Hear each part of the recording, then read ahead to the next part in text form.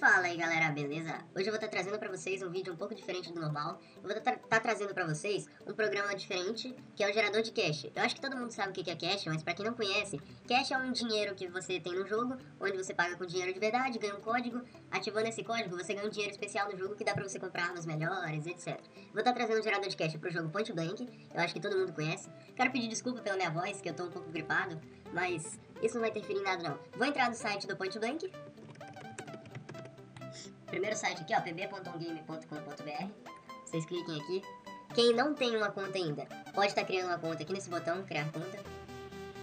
Eu como já tenho, ó, vocês preenchem tudo aqui certinho. Eu como já tenho uma conta, vou estar logando nela. Beleza, eu tô logado na conta. O que vocês vão fazer? Primeiramente, vocês vão baixar, é claro, o programa que eu vou estar deixando na descrição do vídeo. Depois disso, vocês vão extrair ele e arraste pra algum lugar que seja fácil o acesso de vocês. Abra uma pasta, cliquem com o botão direito e cliquem em executar como administrador. Vai aparecer essa janelinha, vocês apertem em sim.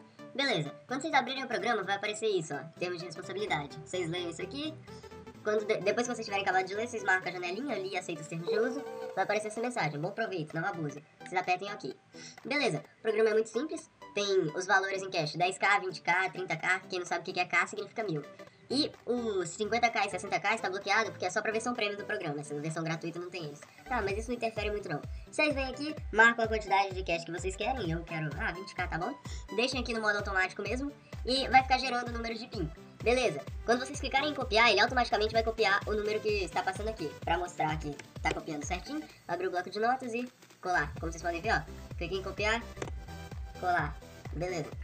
Tá funcionando certinho. Agora, vocês vão entrar no site, vão vir aqui em loja e ativar cash.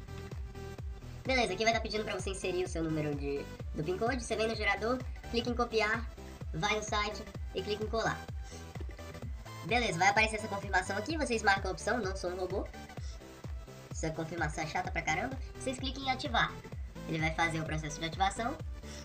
Nem todas as vezes vão funcionar, identificamos que esse PIN não existe, tente outra vez. Vocês vão, copiam, colam de novo. Se não aparecer o bichinho para confirmação, você apaga o último número e reescreve ele, vai aparecer. Vocês marcam a opção não sou um robô e cliquem em ativar de novo. Vai fazer o processo. Ontem eu tava tentando conseguir 20k, mas não é toda vez que você consegue. É bom vocês verem os vídeos na internet que mostram como configurar a máquina. Vocês vão e fazem, colocam o processo para fazer automático, vocês não precisam de ficar fazendo.